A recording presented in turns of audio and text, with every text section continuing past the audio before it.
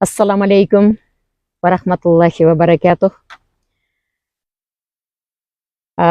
Albatta, ko'l baqasız, adam qatasız bolboyt. Antkeni insan adashuvchi, күнөө кетирүүчү, ката кетирүүчү, унутуучу деген сөздү билдирет экен. Адамдардын жасаган күнөөсүнө асман карап туруп айтат экен, мен азыр үстүнө түшүп кетемин десе, жер адамдардын жасаган күнөөсүнө чыдабай, мен азыр жарылып кетем десе, Аллах Таалам айтат экен.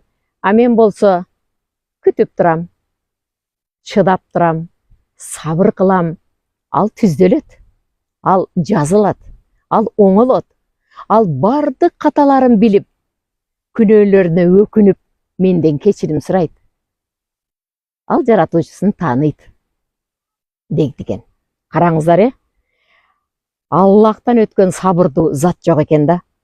Эгерде инсандын кетирген ар бир күнөөсүн бардыгын ашкере кыла бергенде, бир адам көчөгө чыга албай калат эле да.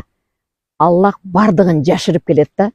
Ошондуктан дин ислам менен жашап бактылуу болойлу, күнөөлөрүбүздү өзүбүз эртерээк билип туруп, ушундай бир оңдонолу, кандай бир туура эмес иштерди кылган болсок, ошолорду түздөйлү.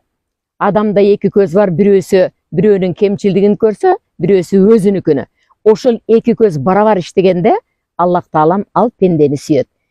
Келиңиздер, бирөөлөрдүн эле катасын көрө бербей, өзүбүздүн катабызды көрүп, билип, оңдоп, түзөлүп, Аллахтан кечирим сурап, истигфарларды айтып, астагфируллахуллази ла илаха илля хувал хайюл кайюм ва атубу илейх деп дайыма истигфар айтып жүрөлү. Ассаламу алейкум ва рахматуллахи ва баракатух.